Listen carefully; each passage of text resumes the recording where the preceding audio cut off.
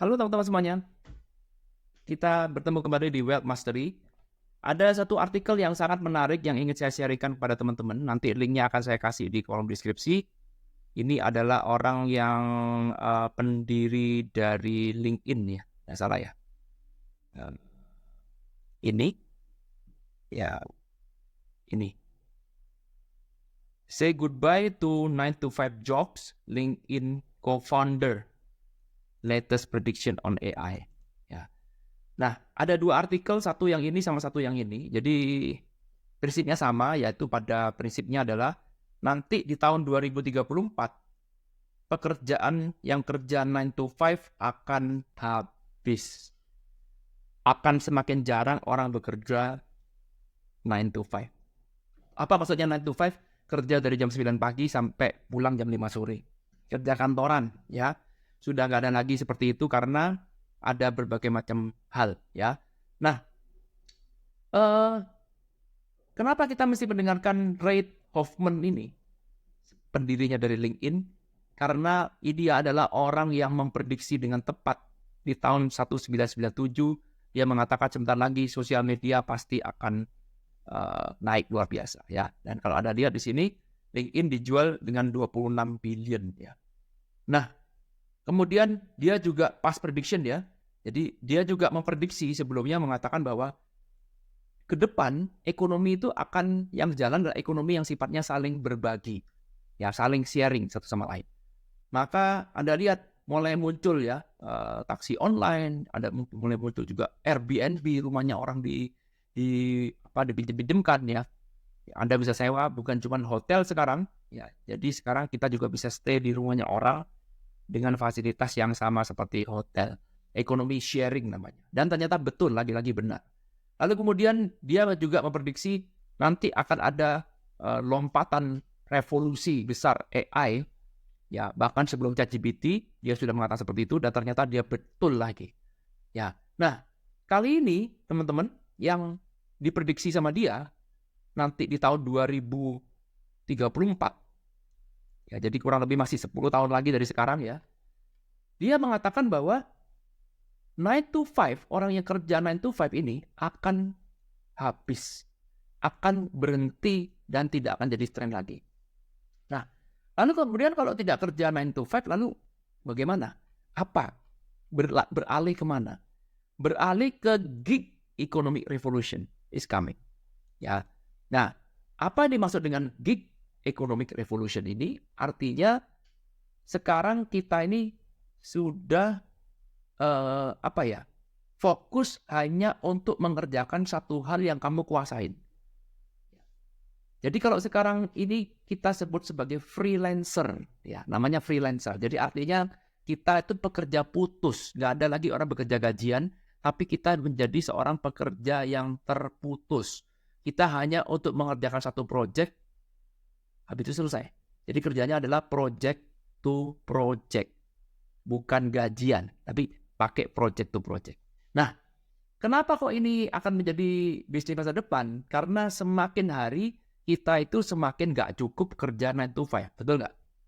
Ya, jadi kalau kamu sekarang kerja 9 to 5, menerima gajian, kelihatannya keren, tapi itu semakin nggak cukup. Nomor satu, gaji kamu nggak bisa mengejar inflasi. Nomor dua, rugi waktu, 9 to 5 ya, boros waktu. Nomor tiga, kamu hanya bisa bekerja di satu perusahaan. Oke? Nomor empat, sia-sia waktumu karena from 9 to 5 yang efisien kerja paling cuma 1 jam, sisanya nggak efisien. Ya, ditambah lagi sekarang kena pajak. Pemerintah ini sekarang di mana-mana semua tuh haus pajak ya, haus untuk ngerampok uang rakyat. Sehingga pekerjaan 9 to 5 ini ada pekerjaan yang paling nikmat untuk dirampok karena kamu nggak bisa lari. Orang gajian. Beda dengan kita pengusaha. Kalau pengusaha, wah, kita bisa ngeles kiri, ngeles kanan, cari pengeluaran ini, pengeluaran itu. Tapi kalau gaji kan nggak bisa. Sehingga makin lama makin nggak cukup, maka sekarang orang punya pemikiran, gue nggak akan cukup kerja di satu perusahaan.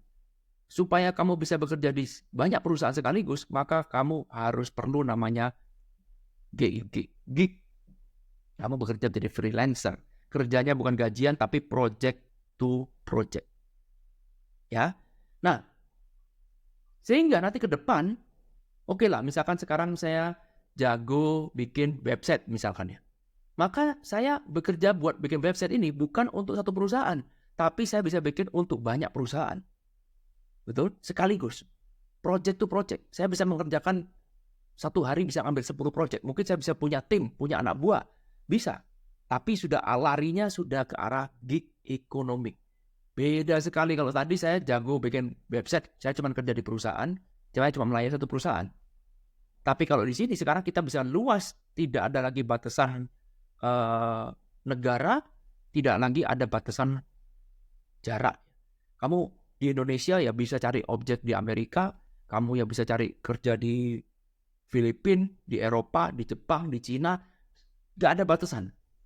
Dan otomatis kamu nantinya akan bersaing, semuanya akan menjadi freelancer, ya bersaing.